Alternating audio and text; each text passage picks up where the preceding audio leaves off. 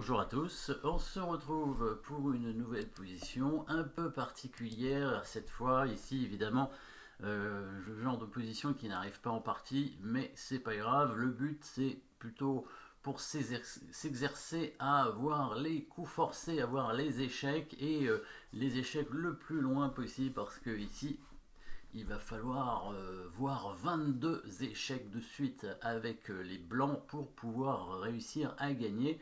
Donc, bon, je ne vous demande pas de voir les 22 échecs sans bouger les pièces, bien que ce soit un exercice intéressant quand même à faire, hein, puisque, sachant que ce sont des coups forcés, évidemment, la réponse est obligatoire, donc on pourrait se demander jusqu'où au moins vous pouvez aller en voyant les échecs. Hein.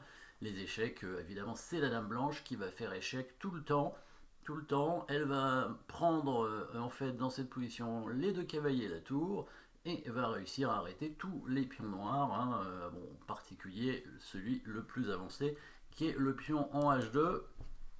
Donc ici déjà, alors c'est la première, au premier coup, c'est le plus important, il ne faut pas se tromper d'échec. Hein, il n'y a qu'un seul coup pour arriver à... Alors en fait, c'est pas tout à fait vrai. C'est pas 22 échecs de suite. Il y a une menace de mat de temps en temps. Hein. On va quand même toujours des coups forcés, évidemment, hein, que ce soit les échecs ou les menaces de mat. La menace de mat arrive à un moment donné quand même. Hein, ce sera un peu toujours la même parce que la position va se répéter, mais il va y avoir de temps en temps une pièce qui va disparaître, hein, un cavalier qui va disparaître. Et du coup, on va obtenir à peu près le même schéma de maths à chaque fois, que les noirs seront obligés de parer de la même façon aussi. Donc ici, il faut gagner avec les blancs, malgré le désavantage matériel, évidemment, une tour, deux cavaliers et 6 pions pour les noirs contre une dame, c'est tout. Mais la dame blanche, tellement forte qu'elle va prendre toutes les pièces noires, et puis les pions aussi, évidemment, hein, on n'ira pas jusqu'à là, mais c'est sûr que la dame pourra prendre tous les pions assez facilement quand les pièces auront disparu. Premier échec, et ça commence déjà, il y a deux possibilités. Évidemment, il ne faut pas sacrifier la dame, hein. Sinon on n'arrivera pas à gagner, c'est sûr. Donc il y a deux échecs possibles, c'est E1 ou H1 en prenant le cavalier. On pourrait se dire pourquoi ne pas prendre le cavalier en fait. Eh ben non, parce que si on prend le cavalier ici, alors si on prend le cavalier ici, la différence par rapport à la variante que on va voir rapidement, c'est il va couvrir obligatoirement, on revient, et là la différence c'est qu'il peut mettre son roi ici, et oui là cette fois on n'a pas la possibilité de jouer le coup qui va menacer mat, qui est le coup dame D2. En général, si le coup roi 1 n'était pas possible parce que dame D2 menacerait mat et ce serait imparable. Ici, si on fait dame E2, évidemment, il va pouvoir faire tour C3 échec, hein, et chasser le roi et ensuite faire dame tranquillement. Et si on fait cet échec en E5, il va simplement courir avec son cavalier.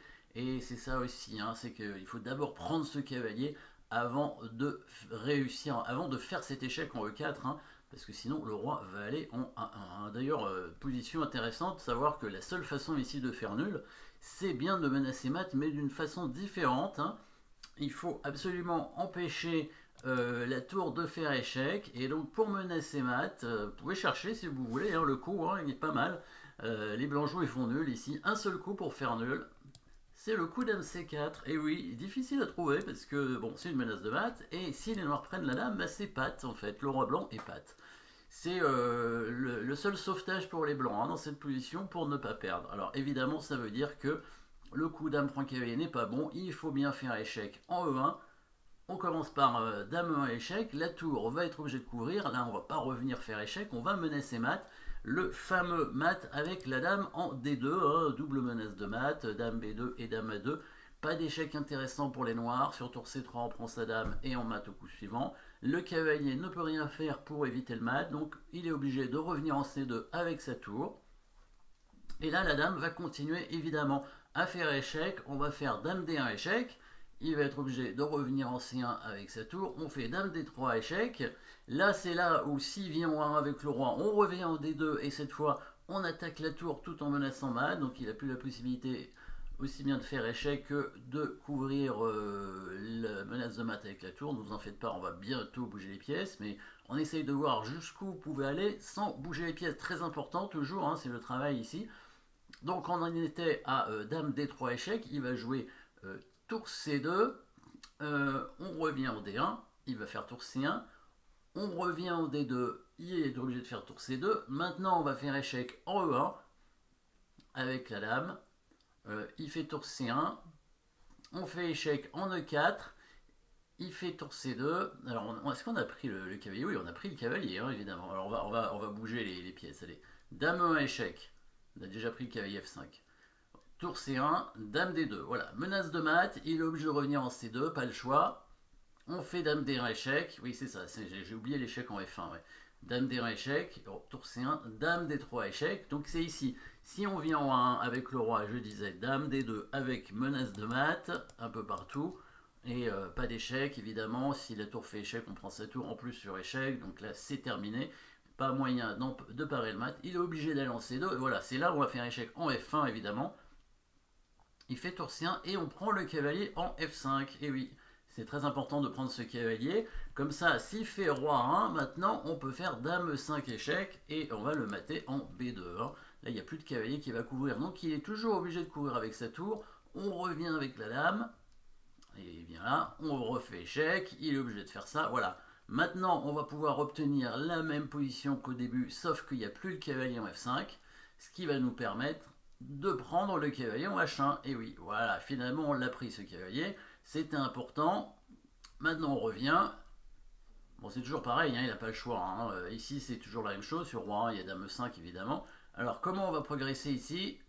Maintenant qu'on a pris les deux cavaliers, donc on va obtenir la position, voilà, dame D1, dame D3, tour C2, et bien là on continue, alors là il faut changer hein, d'échec, il y a deux échecs, il y a dame B5 et dame F1, mais dame B5 va permettre au roi de s'enfuir et on n'arrivera pas trop à l'arrêter. On commence par dame F1, il est obligé de faire tour C1, et maintenant on peut aller en B5. Voilà, hein, il ne peut pas aller en A1, il va être obligé d'aller en C2 avec son roi. Si on fait dame B2, il va faire roi D1. Et on va faire roi D1 et là on n'aura plus d'échec. Alors on pourra prendre son pion en H2, mais il aura quand même plein de pions avec la tour, hein. Donc ce sera probablement pas gagnant parce qu'il y aura trop de pions. Et il y aura un pion très avancé en H3 en plus. Bon, il n'y aura pas d'avantage noir, mais en tout cas, probablement pas d'avantage blanc, à voir, hein, mais je pense pas. En tout cas, dame B2, ça sert à rien. Dame C4, ça va permettre au roi de rester en D2. On va bien revenir, là on va gagner la tour, hein. On revient avec la dame en E2, voilà. Et là, il ne peut plus revenir en B1, sinon c'est mat, évidemment, hein. Sur roi B1, on vient en B2, tout de suite mat. Donc il est obligé de monter. Et là, il s'éloigne de sa tour. On va gagner sa tour, tout simplement. Voilà, échec. Et on prend la tour. Et finalement, on a pris les 3 pièces, tour et 2 cavaliers, et on contrôle surtout la case de promotion. C'était important de rendre ce cavalier, parce que cette position-là, si le cavalier était encore là, elle serait probablement nulle, hein. Le cavalier pourrait bouger en F2, il contrôlerait la case de promotion, on ne pourrait jamais prendre le cavalier, de toute façon le roi est trop près, parce que si on prend le cavalier, le pion va à la dame, et du coup... peut-être même les noirs ont l'avantage, hein, il faut voir, hein, si le cavalier reste en F2, il faut que les blancs aient un échec perpétuel obligatoirement, ou arrivent à prendre ce pion, mais on voit pas trop comment. Il faudrait qu'ils arrivent sur la diagonale du pion en faisant échec, ce qui paraît difficile, mais le cavalier n'est pas là, évidemment, on a bien pensé à le prendre, et là, les pions noirs vont se faire prendre les uns après les autres, en commençant par le pion H2, hein. On va certainement, au prochain coup, jouer dame H1, pour venir prendre le pion. Le pion noir en G7 n'a pas le temps de venir protéger le pion, évidemment, il est trop loin. Et le roi blanc contrôle les pions de l'autre côté. Bon, si les noirs avancent un pion de ce côté-là, de toute façon, il va pas loin, hein. On va aller chercher le pion là-bas, hein. On va simplement faire dame H1. On pourrait aussi monter le roi pour aller prendre le pion en C4 avec le roi assez rapidement, mais voilà, on fait dame H1 tranquillement, on va prendre le pion en H2. Voilà, et puis le roi blanc est trop près, hein, du pion noir ici, hein. Le roi blanc va pouvoir revenir dans le carré, ce pion on peut le prendre sur échec, donc il n'y a pas de raison qu'on ne le fasse pas. On va se rapprocher avec la dame pour faire échec tranquillement, voilà, comme ça. Et alors là, le roi blanc ne peut pas encore se rapprocher parce que sinon le pion avance et ça va dévier le roi. Donc il va falloir obligatoirement chasser le roi nord. On va faire un échec ici pour un F4 pour contrôler la case de promotion. Il va faire roi D1 pour menacer toujours d'aller à la dame et on va se rapprocher comme ça hein, avec la dame. En mettant la dame derrière le pion, voilà, et on fait échec tout en attaquant le pion. Et ici, il va être bloqué avec son roi. Peut-être qu'on va pouvoir le mater même hein, en faisant ça. En mettant le roi en A2, on va bloquer son roi. Il n'y a pas de patte évidemment, puisqu'il y a plein de pions qui peuvent avancer, par exemple celui-ci. Et en maintenant, on peut faire dame 2 et on va le mater avec dame 1. Voilà une possibilité pour finir cette partie. Hein. Évidemment, le roi nord n'était pas obligé de rester à côté de son pion, mais à ce moment-là, le pion était capturé très rapidement. On aurait pris tous les pions et la dame aurait gagné facilement. Donc, dans la position de départ, finalement, il y a 22 coups forcés, mais ce ne sont pas que des échecs. Hein. Il va y avoir une vingtaine d'échecs et quelques menaces de maths, hein, en commençant par celle qui arrive très rapidement au deuxième coup. Donc, petite position intéressante pour le calcul. Merci d'avoir suivi cette position et à très bientôt.